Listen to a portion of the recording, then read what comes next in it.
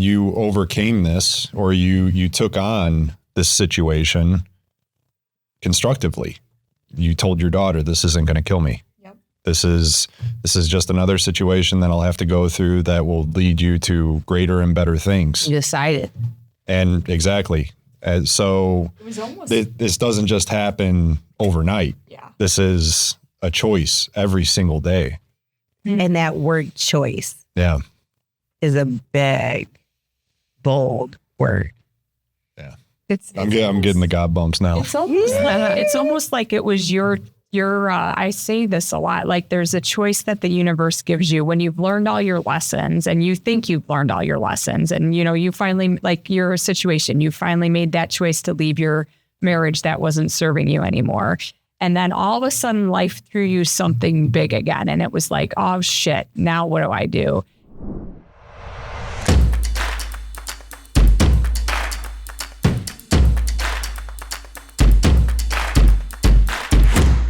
So we got a great one today. We interview an amazing person that goes into an amazing story of dealing with cancer, to divorce, to just life going to its all-time low and how to handle it in such a positive and uplifting way. I know you're going to be able to gain so much out of this, no matter where you're at in life. I know I did. We go into so many different topics, from the medical side to the metaphysical side, to just mindset and things beyond that, where we get into the dynamics of men and women and expressing ourselves fully. So if you're a human wanting to engage and learn how to just build up your strength just internally and to give more to the world, you're going to want to pay attention to this podcast. So I hope you get a lot out of it as much as we did, and stay tuned. All right, so we're going to jump right into it. Can you tell us a little bit about yourself and why you're here today? Yeah, absolutely. So my name is Ilanna Fiorenza, and I'm a mom of 2 now young adults. Oh my goodness, I can't even. Their birthday is this month. And I have been a direct sales company for 20 years. And through in 2015 to 2017, went through quite a whirlwind of my life, which led me to the love of my life. Yay. And I've been with him for 9 years. And we just bought a house in 2020. And so through the hardest just depth of the bottom, kind of rised up to have a great story today. Fun. Well, can we go ahead and start with kind of that period of your life and just walk us through what you went through? You said 2015 to 2017? Pretty much, yeah. Yeah, so married for 15 years, and kind of at that 7-year mark, y'all just stick to it, right? It's all good. Always say is like the hardest thing to make the decision in 2015 to divorce. Wasn't an easy decision. It was a 7-year decision. And finally had the courage with great therapists. Hypnotherapy is good too. Yes. Love the shout out. With a great therapist gave me the courage to understand that it was a choice whether I was in false hope, right? And so I realized that's where I was. It wasn't just hope. It was false hope. And at that moment, I filed for divorce. Meantime, the whole entire year, beginning of 2015, I was discovering a mass in my right breast. And for the listeners, there's breast density. And I just want to put a plug for that, because so many people doubt themselves as a woman. And if you have density, there are new laws and new rights that we have as women to get more investigation. And there's a company called My Breast Density, or Density Matters. Go look it up. You'll find it. Okay. And every woman should know about this, right? And so they pushed my mass off as dense breast tissue. And because of that, I was like, oh, whatever, right? But then rolled down and I had a second one that popped up. And by the time I discovered it, there was 4 tumors. In the meantime, I filed for the divorce in the fall of 2015. was still going through diagnosis to figure it out, and was finally diagnosed after I came back from a trip. And then I had a fourth one and was radiating to the others and just kind of talking about it. So I am an action kind of girl, but I also am probably one of the most authentic people that you will ever meet.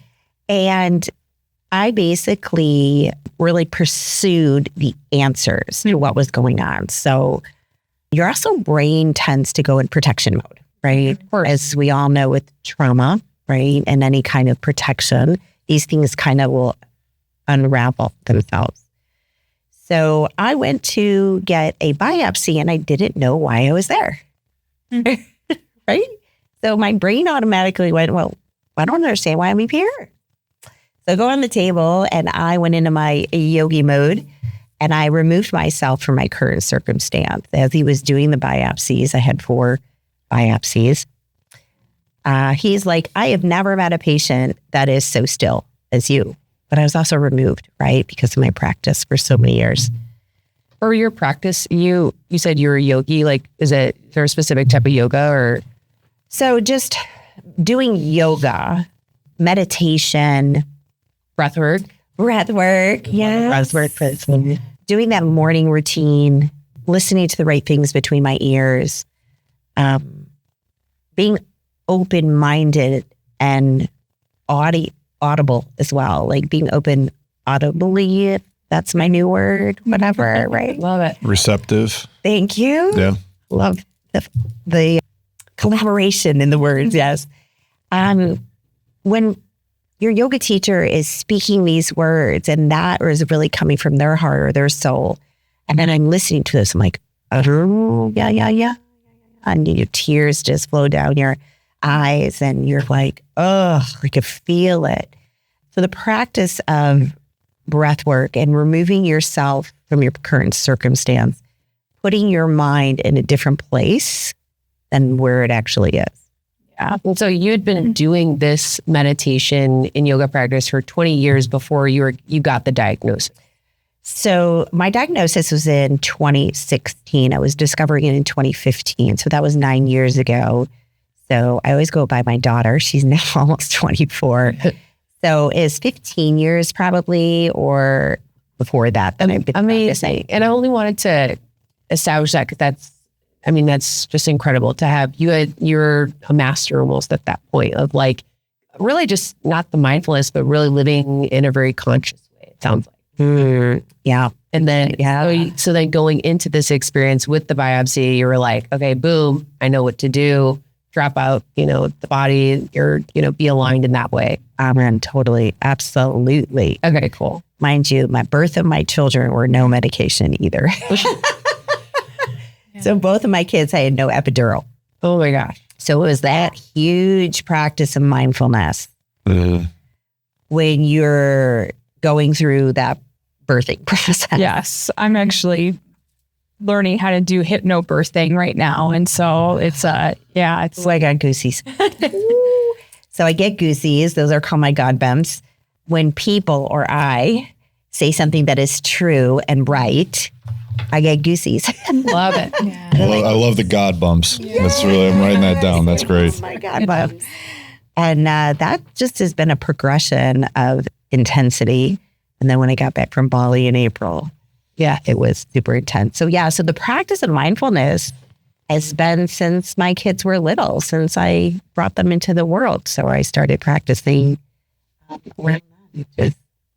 Just it's really equipping you for so many different things. And then this intense time comes, you get into the biopsy and you're like, okay. And you're like, wow, you're like so still and calm, but it's because you've had, years and years and years at this point of just not being a habit, but your lifestyle.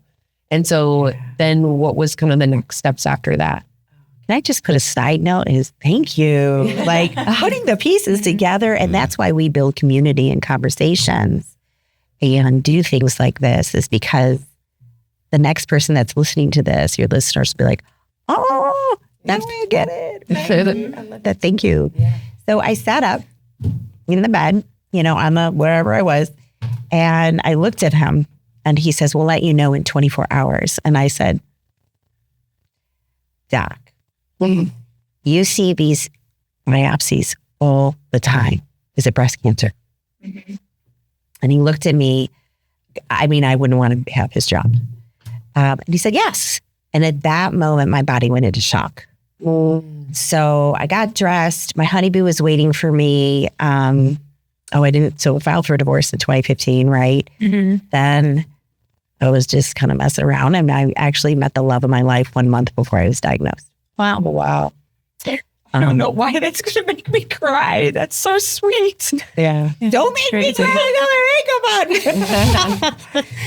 So again, to me, it's a God thing, right? It's like this process of spirituality and evolution as we move through this world is intense, but beautiful. But the power of mindfulness and being in the moment. And so I was just being, right? And finally made the decision to divorce, put a huge weight off of my shoulders so I can be, right?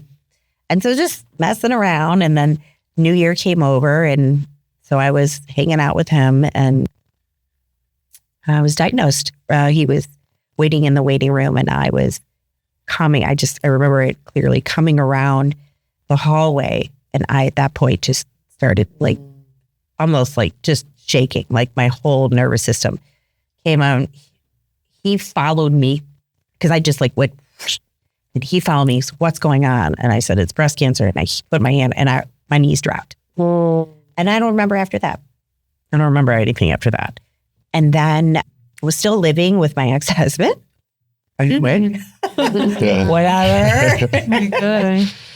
But at that point, once I was diagnosed, I remember telling my kids, I told them individually. I remember my daughter's reaction. She was watching TV and I said, honey, can I talk to you? She paused the TV and she said, yeah, I know you've been going to the doctor. I was like, what? I said, Mommy's got breast cancer, but it's not the cancer that's going to kill me. And I didn't know that. But that was already your mindset. Yeah. I didn't know that for sure. And I talked to her. She's almost going to be a 24-year-old this month. And we share the story together again.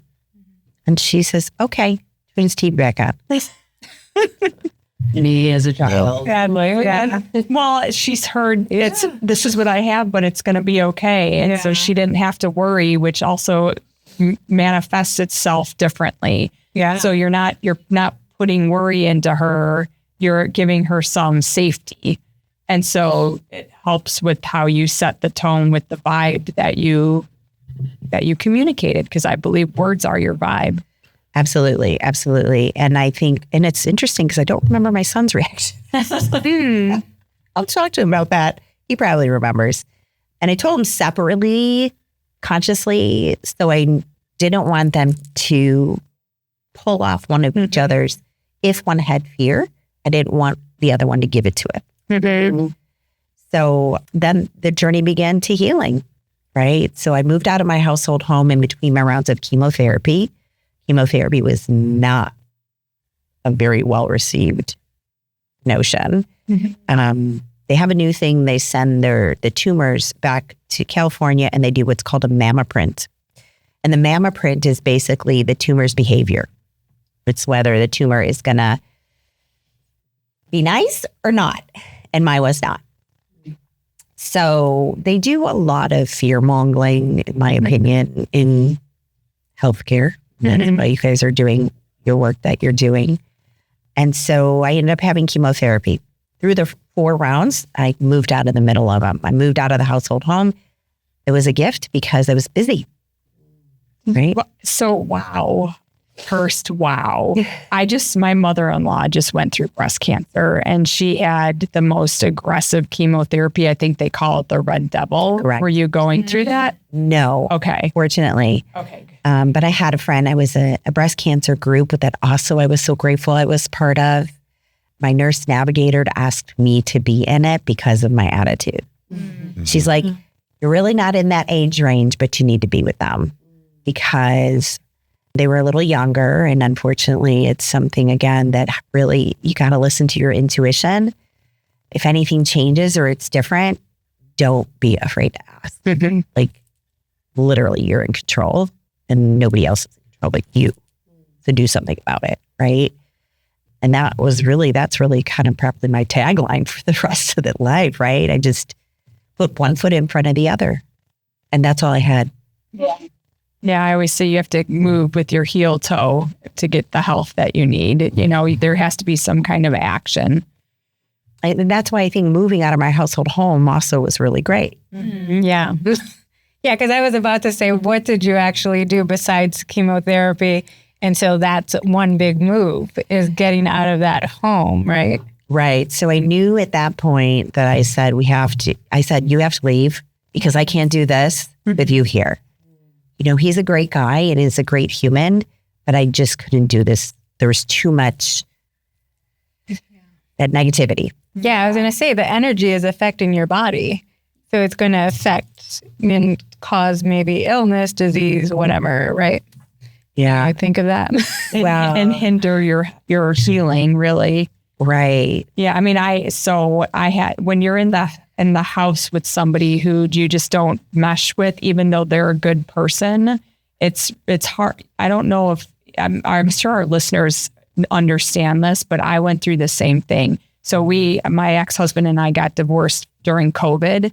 And because it was COVID, like I filed for divorce in January of 2020 and had to stay in the house until May of 2020. So 5 months. And it was, we had thought it was going to be February, but because of COVID and everything, like we couldn't find movers. So I understand what you went through. You have to be in that same house. And it's hard to explain to people who have never been there how hard of a situation that really is. It sounds like it's like beyond a drain, you know, where it's like you're almost like you're in purgatory. It's like, you know, that was over, but you're 1 foot in, 1 foot out. And it's probably really exhausting. Yeah. I recently actually, based on what you're saying, is I heard someone tell me recently, which that's why I love community. Like, of course, you can tell I'm a people person, right? Mm-hmm. Like I just thrive on people. She said, she is a holistic wellness person. And she said, I found so many people who've been struggling, going through a challenging relationship or family or something. They end up getting breast cancer. And she said, because your heart chakra, right? Oh, wow. Yeah. And I always see hearts. Hearts are my thing. Your heart is so open and you're constantly getting all these things that are coming through and taking on other people's stuff. And so that's a journey I had to grow in learning how to guard my heart. Oh, yeah. Let's amen to that. To allow people. So this marriage that I was in for 15 years, 7 out of those 15 were a struggle. I want to say something. I'm glad you're bringing this up because this can be a polarizing topic for people because health is so personal and cancer is so polarizing. Yeah. But how do you take responsibility of this there's obviously what did the past bring to your present, right? Which is this relationship that wasn't working out, that was a stress for at least 7 years, probably prior to that as well, right? Yeah. But it all just kind of gets to a point where we have enough. Yeah. And you're bringing up this light that this health disease manifests from something beyond just a physical ailment, right? And so how did you come to terms with that? And what was that process like, acknowledging that, receiving that, and taking on the fact that you were taking too much on and having to set up boundaries for yourself? Yeah. So believe it or not, that's a recent experience. So when she said that to me, I was like, dang girl. Yeah. Just connected those. Yeah. Years ago. Yeah. Connect this. But again, I think that break, I think I had it intuitively. I think I knew that I couldn't heal properly with this angst. And that's why I feel like my love is what it was healing. Like he was my saving grace. Mm-hmm. Because I went through every life challenge that you could possibly go through in 1 year's time. And talk about timing. Yeah. Right. In all the ways, yeah. Great. Yeah. I always say, oh yeah, get it all out the way. Right? Why not? Let's just have it all at once. Yeah. And I have to go through it over and over again. But that heart chakra thing was really recently. And I'm like, but intuitively, I have guarded my heart. In other words, learning in my direct sales business with Mary Kay Cosmetics, I've been in for 20 years, deal with a lot of people. Yeah. I deal with a lot of stories. As an empath, I'm like, oh, I just want to save the world. Why should you be okay? Are you okay? Yeah. Like, are you okay? And then you sacrifice yourself, right? Yeah. So that's when my boundaries, protecting my heart and my mind kind of always have been played in. But she just like kind of made that connection to saying all this strife and this pain as an empath that I take almost unconsciously. That's why I have to have like energy healing. Mm-hmm. I have to have it extracted Yeah. in so many ways. Just to your point though, like there's the medical side and there's the metaphysical side, right? I would love everybody to not follow the science so much. That may offend. It would be amazing. Yeah. That might offend some people listening, but maybe not. Because Well, I mean, you got to look at there's proof of work here from everything from the 15 years that you were putting into practice to build the resilience to handle things, because it's not what happens to us, it's how we respond to it, right? Your resilience. Wait, there it comes. Right? Exactly. And that you overcame this, or you took on this situation constructively. You told your daughter, this isn't going to kill me. Yep. This is just another situation that I'll have to go through that will lead you to greater and better things. You decided. And exactly. And so It was almost this doesn't just happen overnight. yeah. This is a choice every single day. And that word choice Yeah. is a big, bold word. Yeah. It's I'm getting the God bumps now. It's almost like it was your I say this a lot, like there's a choice that the universe gives you when you've learned all your lessons and you think you've learned all your lessons, and you finally, like your situation, you finally made that choice to leave your marriage that wasn't serving you anymore. And then all of a sudden life threw you something big again, and it was like, oh shit, now what do I do? And you had the choice to go back into old ways, or use everything that you've learned along the way to fight and make those right choices and take those actions. And look at where you are today. Now you had the universe then, if you chose wrong, would have given you other things to in your Learn path, those lessons. to learn those lessons. Sounds to, obviously you're here today doing what you're supposed to be doing, living, helping other people. And, so now there's other things that'll be in your path, but damn, congratulations. Can you go into that science versus metaphysical? Like, don't trust the science as much, because there's usually a blend, but I think we've gone way heavy into only this bucket versus you seem to have this mix of both. Like what you did metaphysically, because you did other things when you got the diagnosis to get through this. Yeah. So first of all, I was way against the chemotherapy because it was way against anything that I believe. But I also trusted my surgeon wholeheartedly. And he looked at me in the eyes and he said, do the chemotherapy. You are going to live a long, long life. I trusted those words, and I still hold on to those words today. And that is going to make me emotional for some reason. Yeah. But okay. But it shows how It just powerful squeezed my butt words cheeks. are. It is. Squeeze your butt cheeks, you stop. Because I'm a crier. Okay. I'm learning something new here. Write that down. I have a plethora of information. Yeah. But Okay, see, go it ahead. shows how powerful words are. Like if your surgeon says that to you, which I don't think everyone says that to their patient, and why patients just think they're going to die and then they do. And so, like, I want to go back to the word disease. And I think Justin talks about this a lot, the meaning of words. We know it's dis-ease. So you felt dis-ease for so long, and this buildup happens, but now you're able to take control and have powerful words said to you, and you say powerful words to your daughter, that then you have this transformation and you do things, right? Yeah. That change everything. And I told him that too. He recently retired. I'm like, oh my God, I'm so glad I had breast cancer when I did. Yeah. Because I had the best team. Like, again, timing, right? Timing of everything. Same thing with my nurse navigator. I mean, the way that got delivered was crazy for my And I always say, it's just me, like my individual self, like, and stuff like that. So going through chemo, the metaphysical versus, right. So I took the medical stuff that I was going through, but I also took the chemo bag and I actually prayed over it. That's And I actually visualized little creatures coming in and zapping anything that was bad, but leaving the good.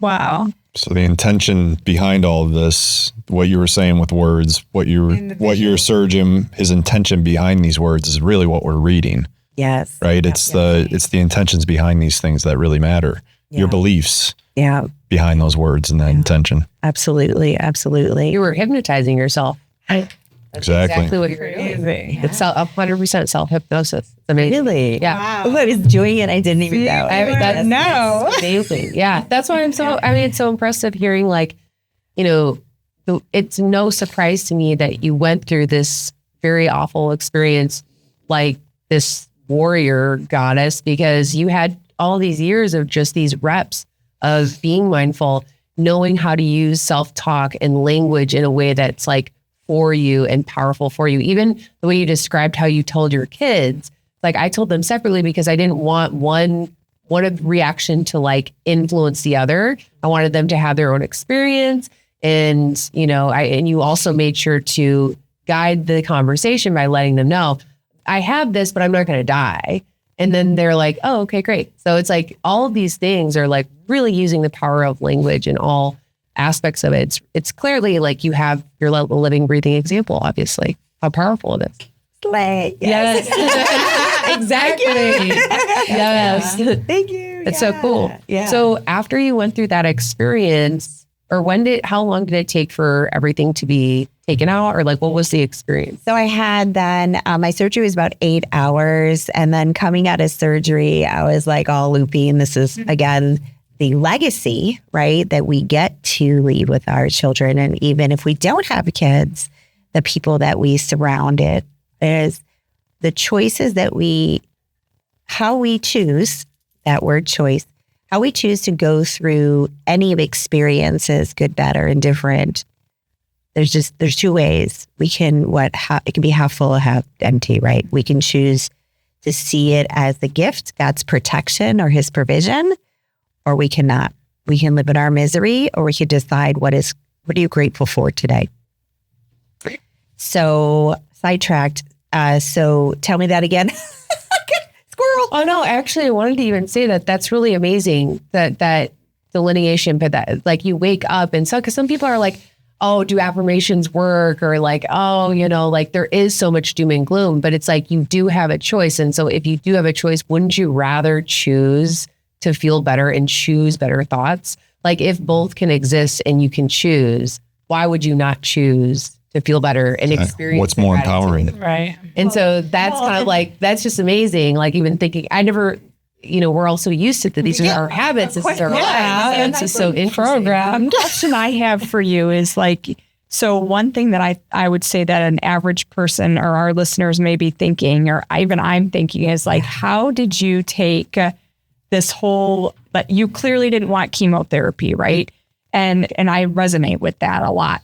And you took your surgeon's advice that you didn't have these worries. You still meditated and prayed over the chemo bag, and you were able to do this visualization. How did you keep those worries from popping in and then having those feelings go out into the world? Because I think the big thing is like, to Hope's point about like everybody saying all these affirmations and all these things. The key is, yes, your words and what you're saying and thinking, but it's actually the feelings, the deep realization. And so how did you get over, like, how did you block those worries? Did you ever have them? I didn't. Okay. How did you? Yeah. Wow. So I think the biggest thing is with a worry is to have it. But so again, I go back to my training and my years before that I was with my direct sales company with Mary Kay. So the company's values are faith first, family second, career third. And I'm telling you, it is like the most positive quality company you could ever be with, but not. Right? Because challenges are challenges, and people are people, and the only thing that will really disappoint you are people, right? So understanding that an emotion is emotion, you can't, for me, I believe that you can't push it away. Because if you push it away, it's likely to come back. Probably bigger and stronger. Right. So again, feel it, be in it, and then move on. Yeah. So I go to this feeling I had in Bali. So in Bali, I went this last April, we did these 12 fountains. And I got to about the 7th fountain and just started hyperventilating. I had no idea why. I mean, I do, but at that point it was freezing. It was like cold plunge. I was like, and it was shaded. And then all of a sudden I decided to just say, thank you. And this light, and I believe that God is giving me this power of light.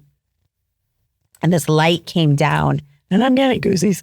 And the light came down, and I just started sobbing. So each one of the fountains meant something. And I believe the fountain that I had that transformation was lazy.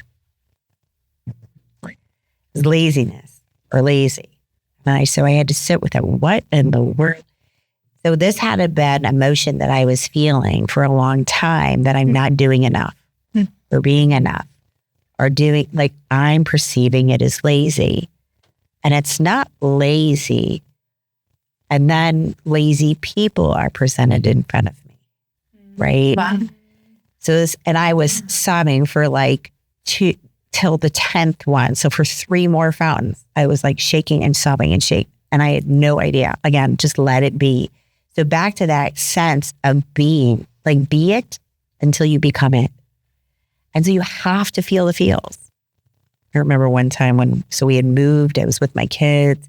My kids and I got so close. They learned how to do their laundry.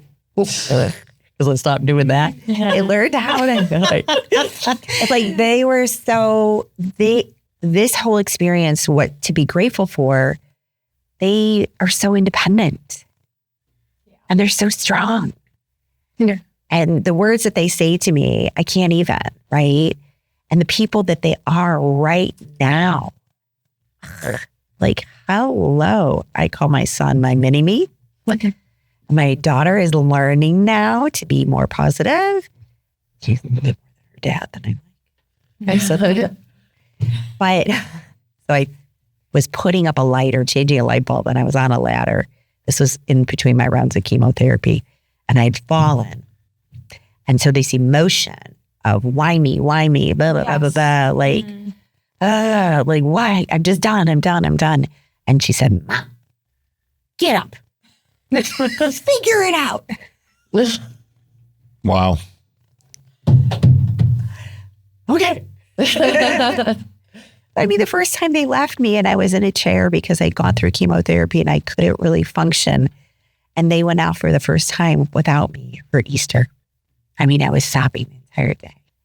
So what people see when they meet me is this, oh my goodness, like, I can't believe that you went through this. But they didn't live it, and nobody knows it unless you go through it. But every experience is different for every different person. And that's why I started the community, to build a container to allow people to show up as their authentic selves, that through the hard, is it really hard? It's just your next best step. And so, yeah. That's where I am today. Questions more. And I think what's so important about your story is about the crying being, it's like a release. I think I heard this. Yes. It's a release of, like, you have a story in your head which is causing you to cry. So then you cry and then you release the story. Yeah. And then you can go beyond it. So you can feel better afterwards, even though no one wants to cry or I don't want to cry. It actually can help, and maybe that actually helped you. Oh God, yeah. To do all there. So there's a psychology behind it. There's you allow yourself, just what you said, feel it. And those, when you're feeling it, you're crying, you're letting the emotion out, and you're letting the blocked energy out. Wow. And so then you're clearing it on your own. A lot of people are taught, hold it in, don't cry, crying or Put it underneath the rug. especially men are said, don't be a baby, stop your crying or whatever. Yeah. So now we're holding in our emotions. Now we're blocking our energy and we're going into this whole cycle. So yes, it was very important. So you didn't let the worry in one, but you did feel all the emotions that were there, and you let them out through emotional releases, whether it was with your crying or with your energy work from your healer, so you were realigning your chakras. And I was still doing yoga. So Wow. And yoga's amazing for release. Yeah. So I had an 8-hour surgery. That was what my kids, they took video of me coming out of like the surgery. And I'm like, hey, and my ex-husband comes in. I'm like, hi, Stevie. They got it all on video. But that kind of, right? Yeah. It's like that innate, just like, hey. Yeah. So to that fact as well, my son, when he was younger, my ex-husband would always say, stop crying, don't cry. And I'm like, But honey, if you want to cry, you could cry. Yep. But he's like, Mom, you made me into a cry. You may tell him next time you see him. He could talk to me. He's alive. It's your chakras. Yes, your chakras are alive. Well, and there's also, I know we're more on the metaphysical side of this, but there is an amazing science to all of that, of what is happening physiologically. So over time, even if it's, I always like to say lowercase t trauma or uppercase T trauma, chronic stress happens to us and it is stored in our body. And specifically, obviously, it affects our nervous system. Yeah. And chronic stress, as most people know now, probably from this podcast even, is one of the leading causes to all of these variety of different health issues. And so there's that somatic response of physically allowing yourself to just feel what you need to feel in the moment so that it can move through you. And then also not be trapped in your nervous system or your body and lead to X, Y, Z. So you're doing all these things and you're just oh, this is normal. Yes, that's amazing. How long did you go through this process from surgery to chemo and diagnosis and everything? What span of time was that going through, missing Easter? You mentioned not feeling doubt, but still feeling the emotions. And just because you're not doubting doesn't mean you don't feel low at times, but you don't let that drag you down. Yeah. And giving myself the time to do it, right?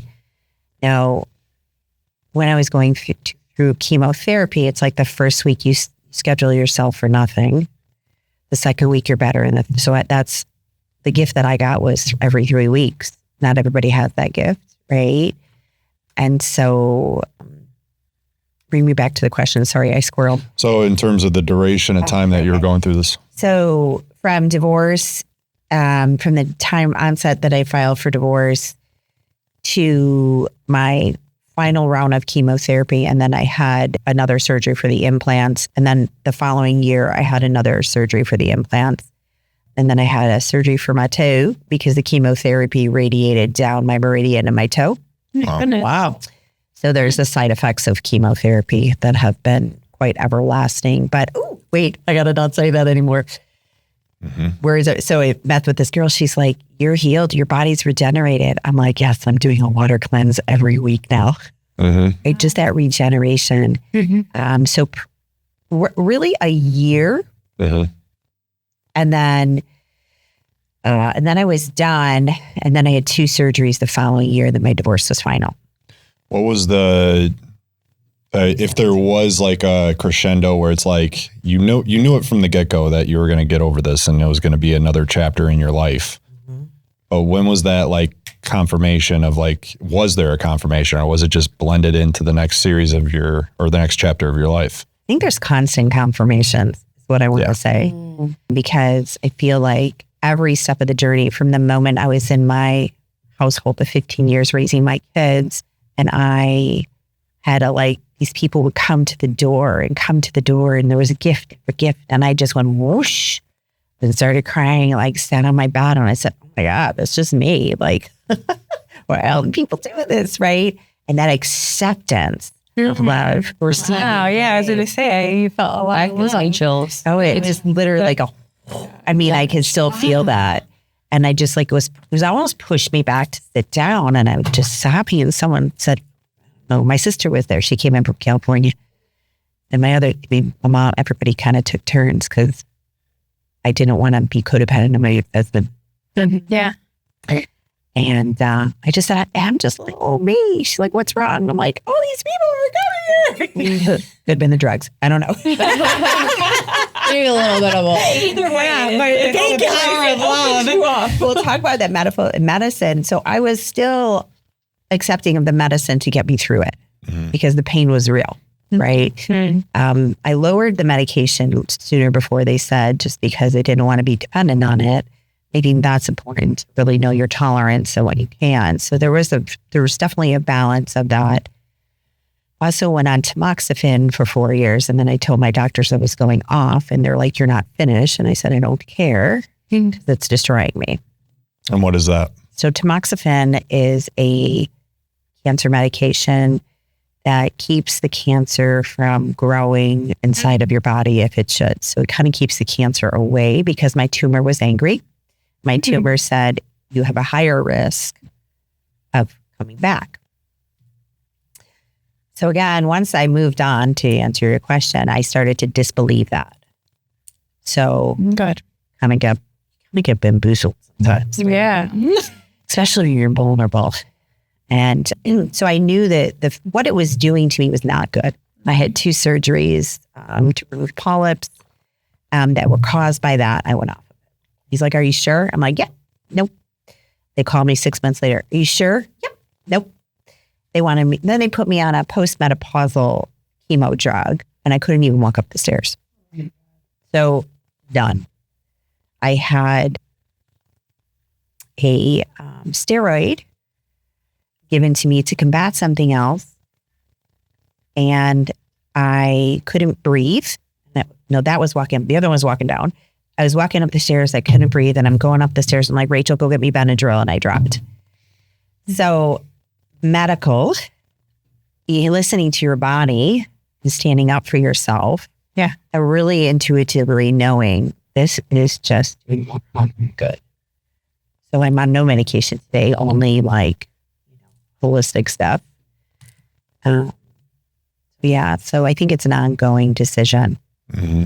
I actually have a question, because obviously, again, you've got your training, like years and years of mindfulness and meditation. You're going on these trips and traveling. You have all these different experiences that have allowed you to be super in tune with your body. And if for someone listening today who that's like a completely new concept, where did they begin in your perspective of like, how do I know like what's for me? Like, what are some steps or like things that you would recommend people to start doing to like get in tune with that inner voice, or that even physical of like, oh, this isn't for me?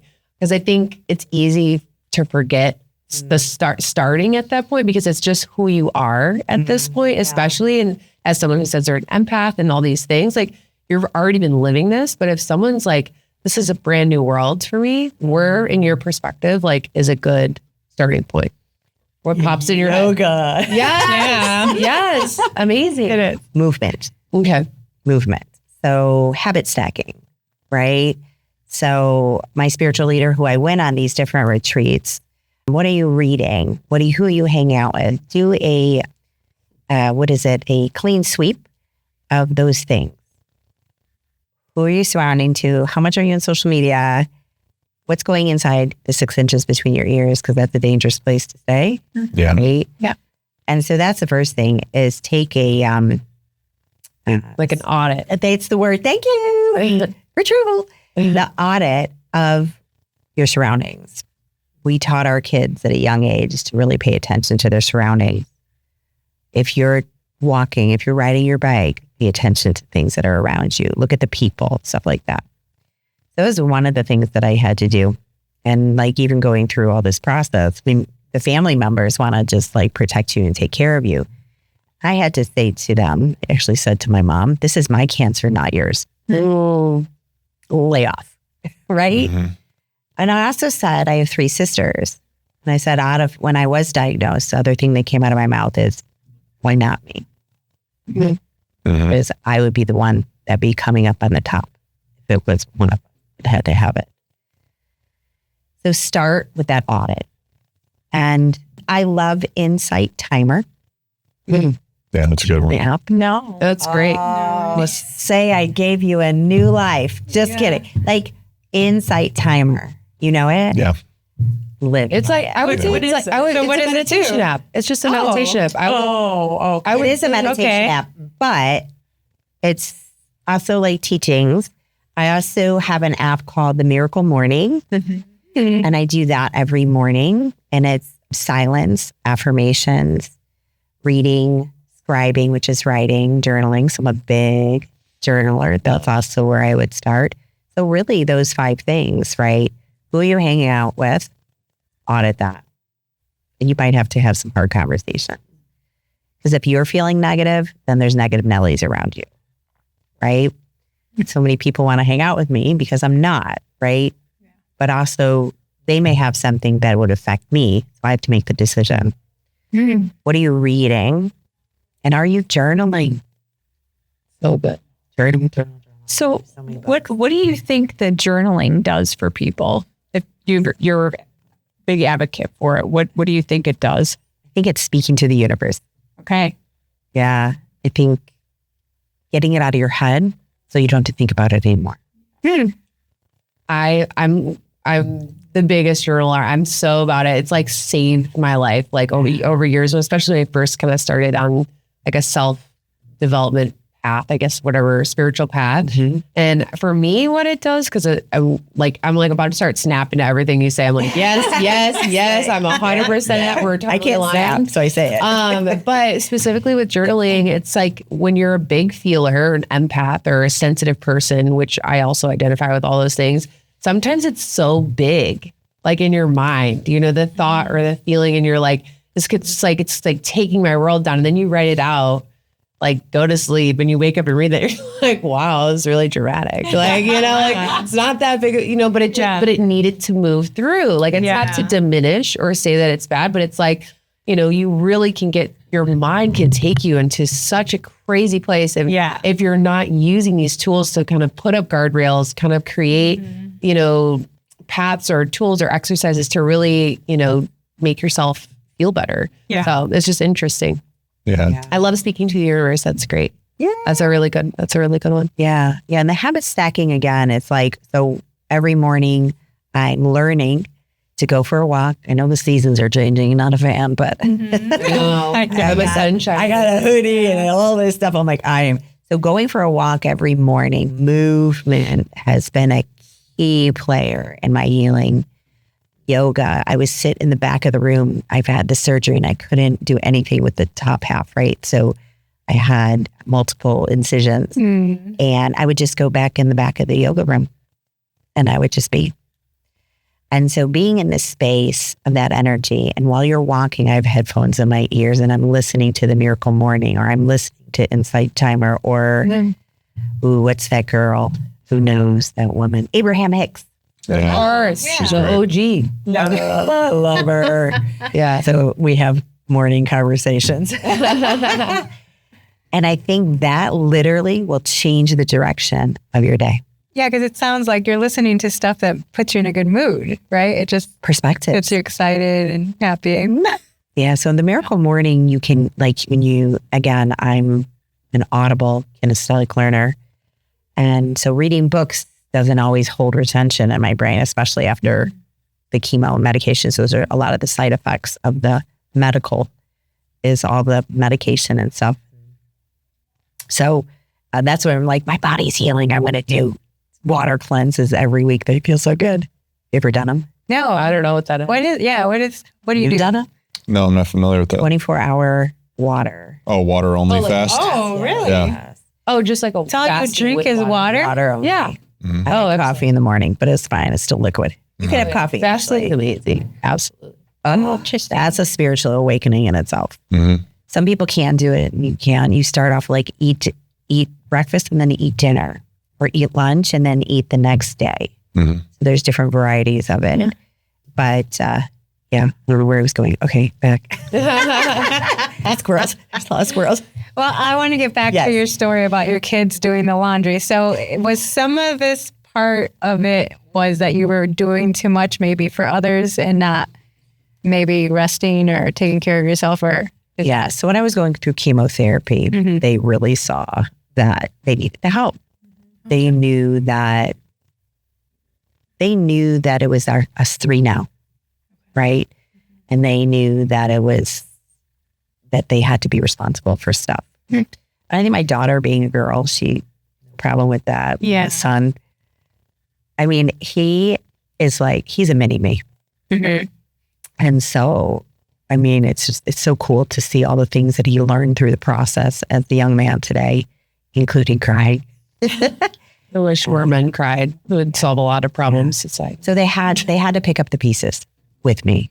And that was hard. I need to bridge into that real quick, just as I was going through this. Yeah, it is kind of women have a double standard, men have a double standard, where it's if we show our vulnerability, especially to the women in our lives, we get judged on it. right.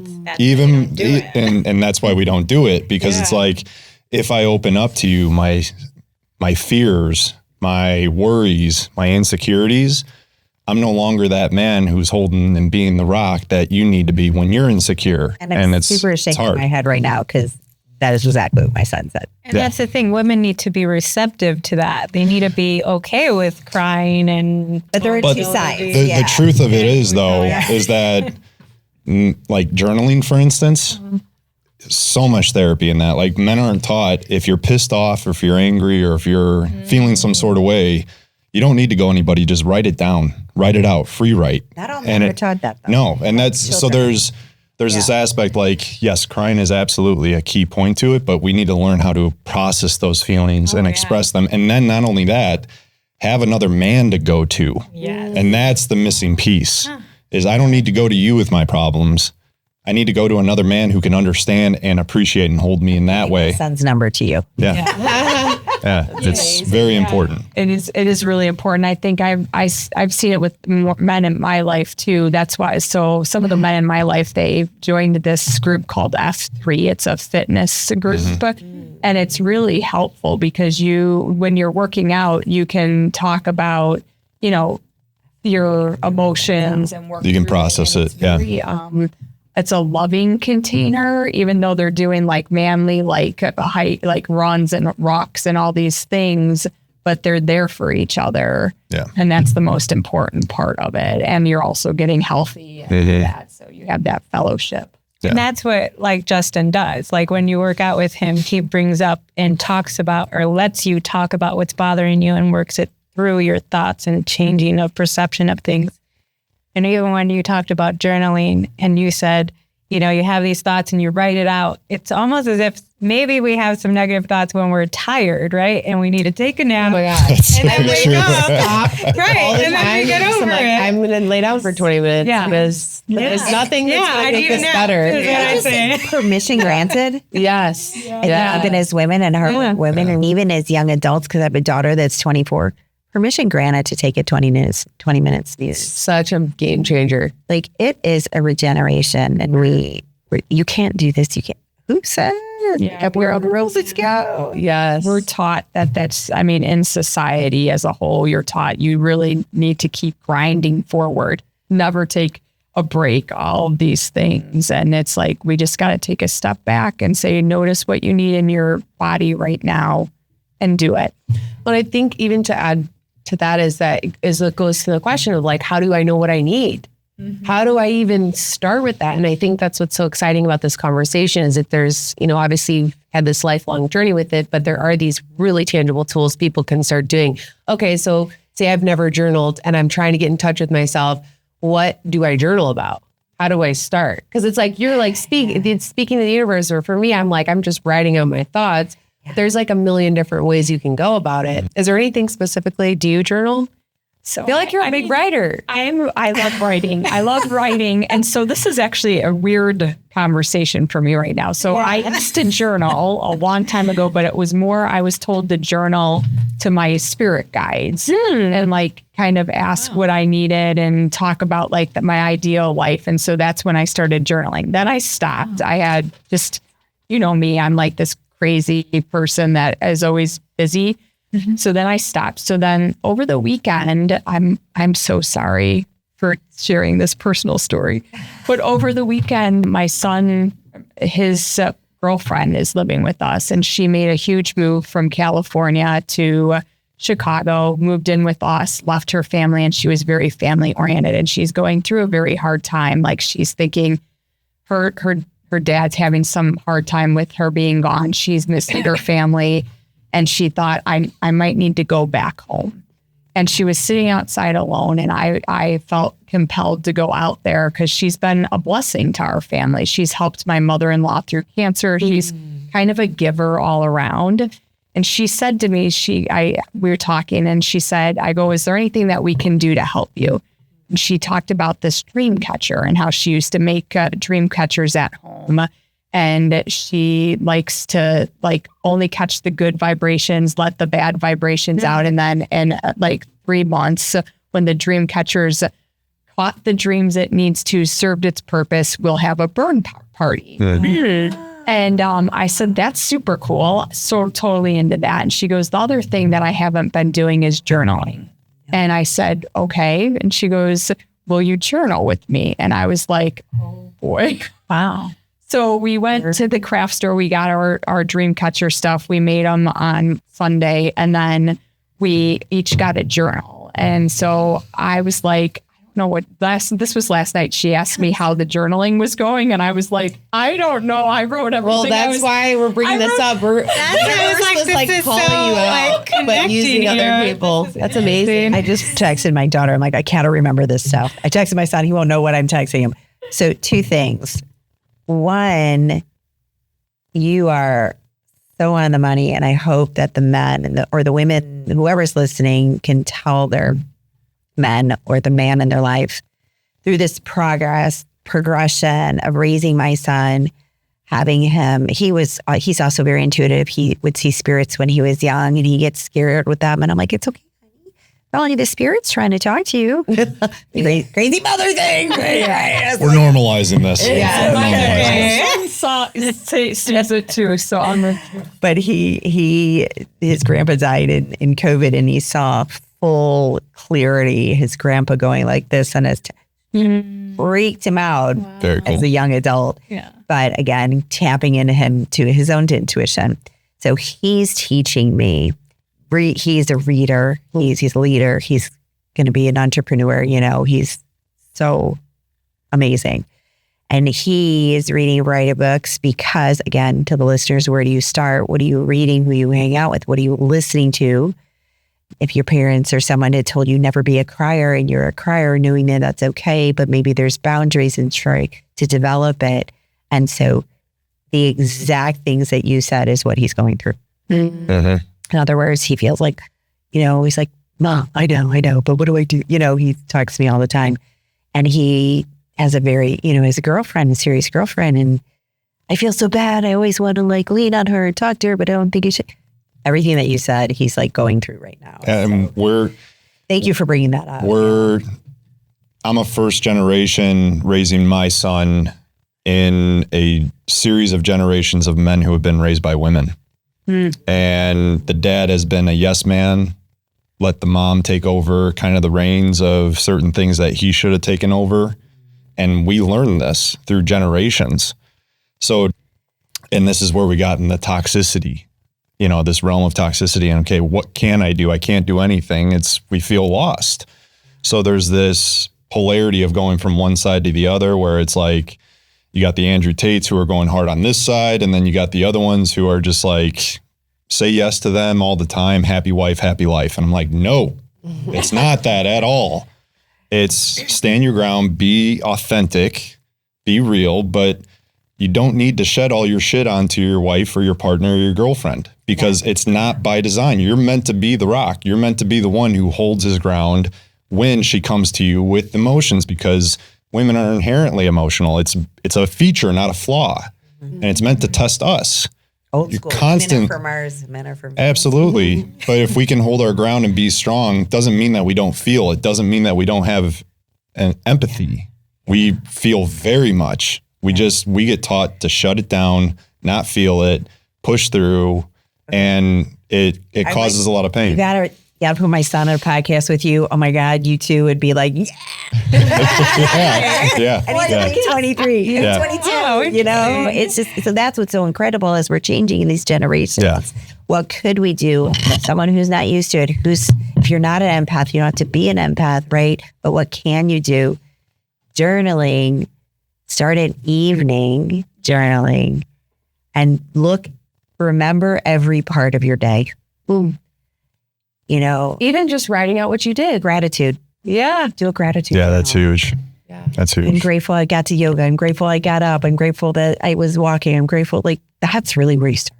Yeah. So, and I'm going to bring up a message. So for our listeners who want to start journaling, especially our men listeners, Love it. So I told I don't know if she's soon to be daughter-in-law or whatever. She's like, here, I'm going to give you some questions. And she said, what negative self-talk keeps me from experiencing peace, and how can I replace it with kinder thoughts? What part of me resists peace and why?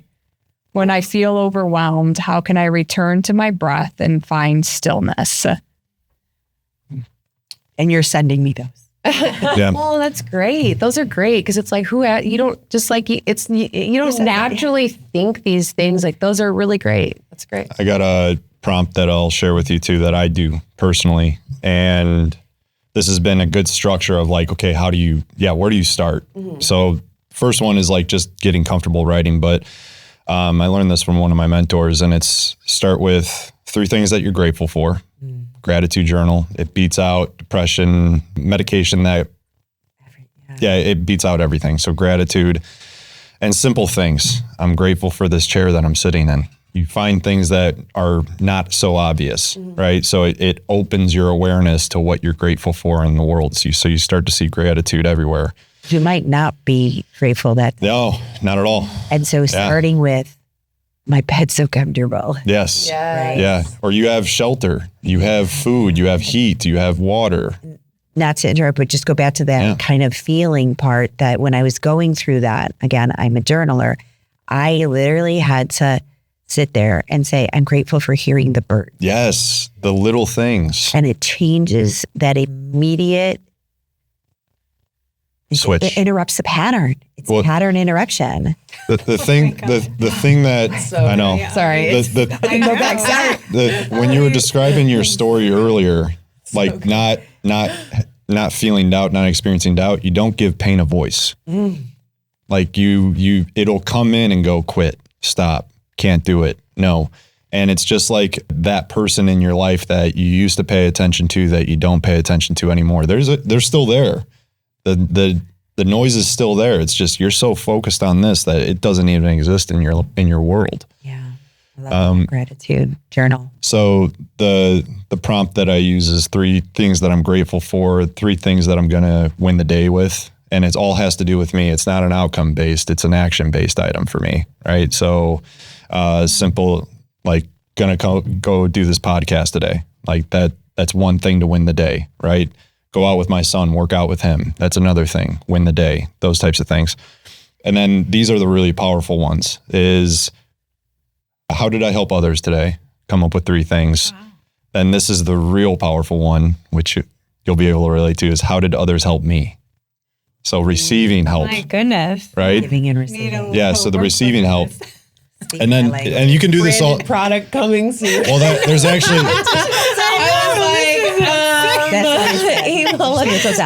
So there's I can see why you said I'd be a perfect fit. Yeah. Digital. Yeah. Okay. Yeah, exactly.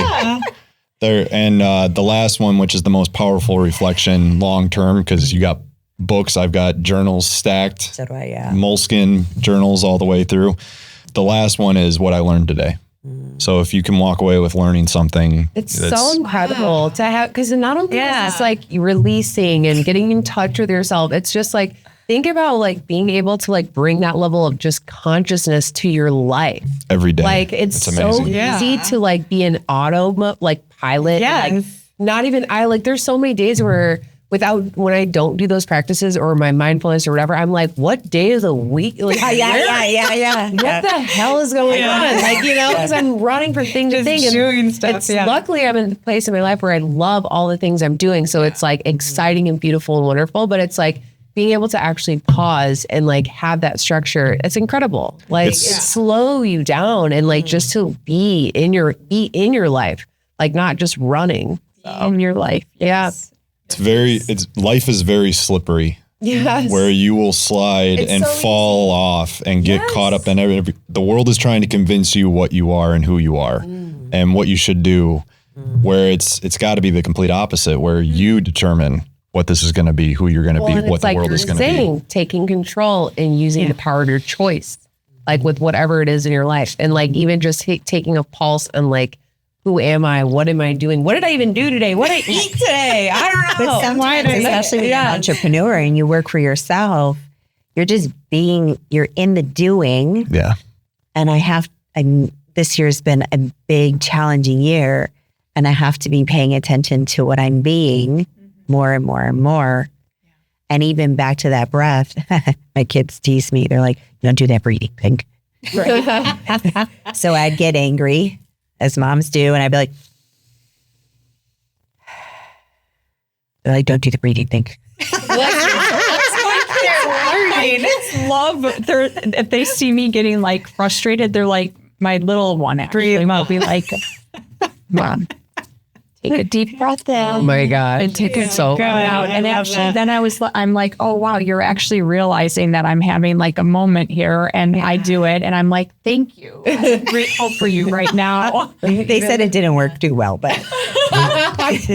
This is an example of how you shape your world, though, right? So it's not like all on your shoulders to have to be this powerhouse of control and self-mastery. Like you start to teach those around you who are meant to be in alignment with you to start keeping you in check. This is the iron sharpens iron, and everybody just kind of holds each other accountable to support and to have empathy and allow you to feel, but also guide you to the next step and the next level for your well-being. Yeah. Even back to that breath work, what can people do in that one thing is stop, close your eyes, pause, just breathe 4 breaths in, hold it.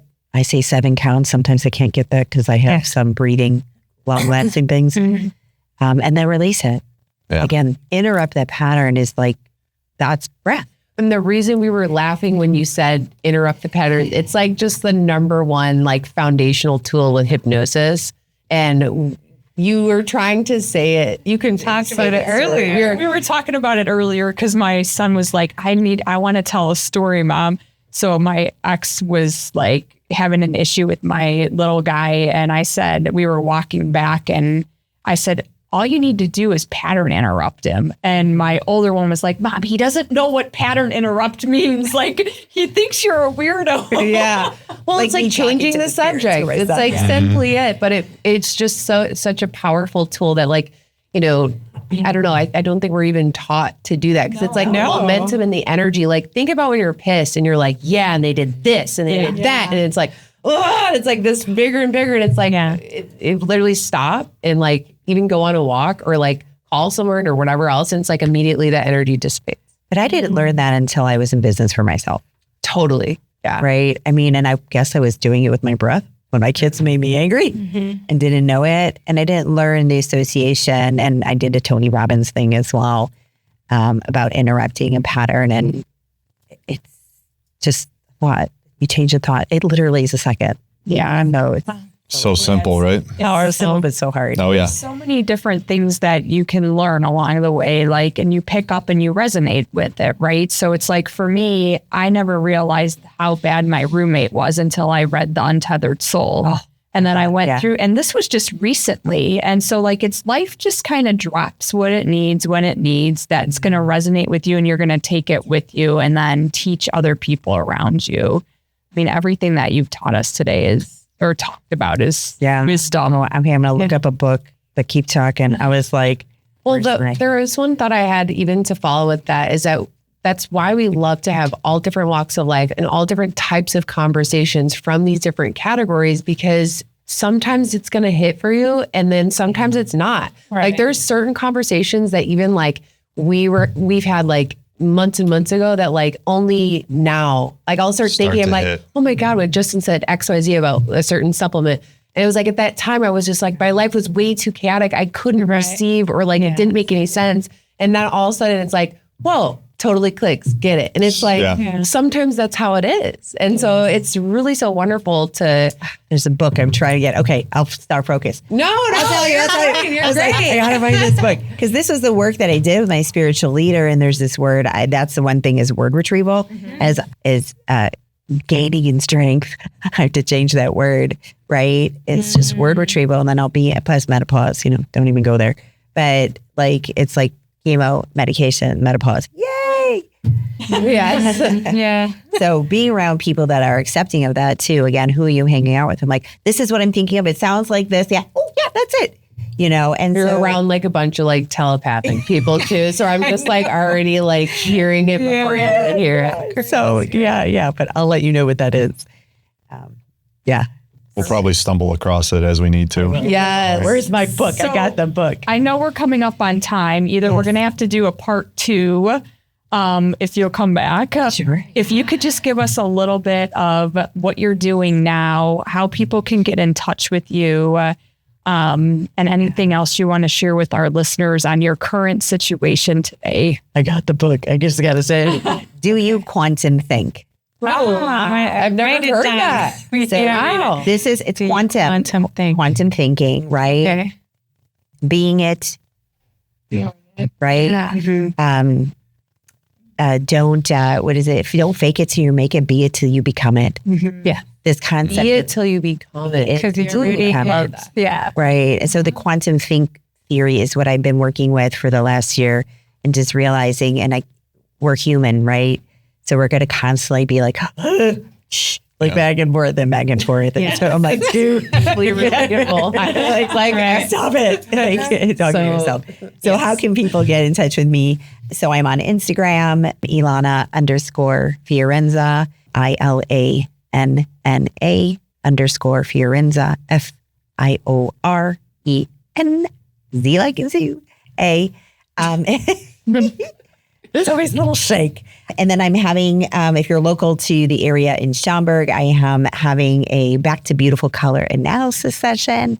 If color is your thing, I created so many beautiful things. I'd love for anybody to come test out my container that I created with my Radiance Reclaim. So this is my new baby. So branching off with Mary Kay Cosmetics, doing it because I love it. It's made me who I am. But this ability to expand my reach in terms of this, it says, join me to embody your inner light and strength, and together in community, create a real vibe into your next best step in alignment, becoming, and magic. So I love that. I believe everybody has their magic and they just have forgot it.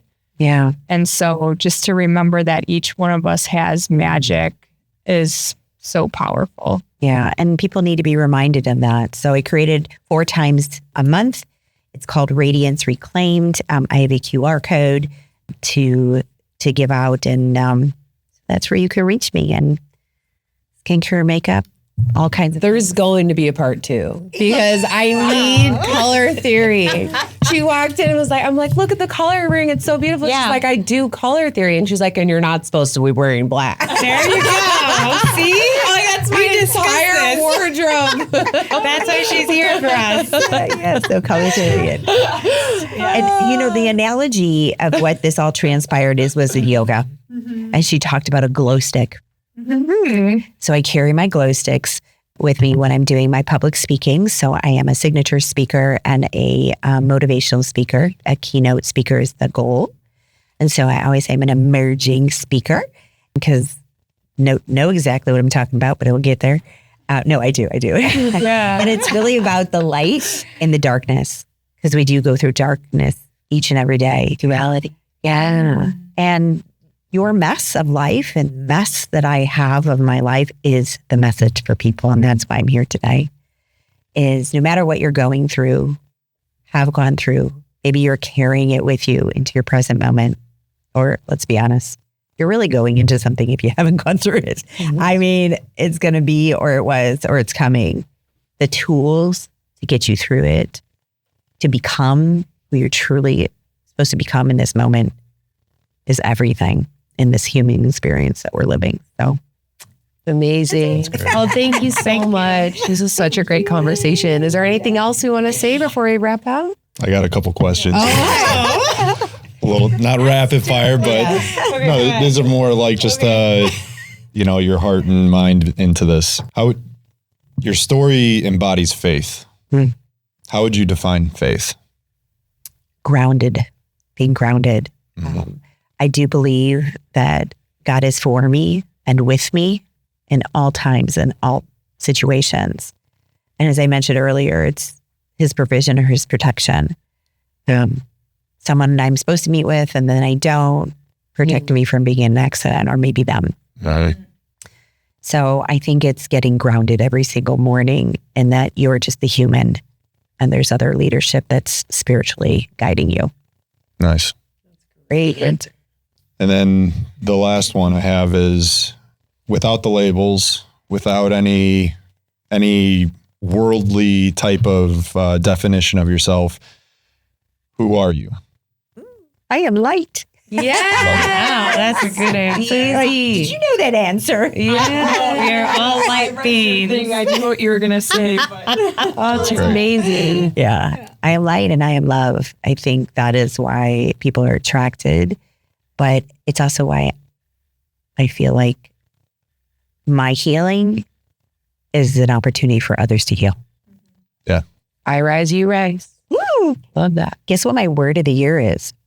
Is it rise? Sorry. There you go. Oh my God, that's amazing. There you go. Sometimes I feel like I'm a phoenix. So we're going to change that. Rising. Wait, I do a word every year. And the word that I was diagnosed in 2016 was grace. Wow. Yeah. And the story goes, I had no idea how much grace I was going to need. Yeah. And that goes back to the spiritual Nice. question.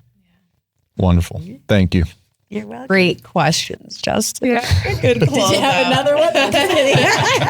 Namaste. Yes. Well, thank you so much for joining us today. And anyone else last call? No, we're good. I thank you. Yeah. Perfect. Thank you. You're so welcome. All right. All right.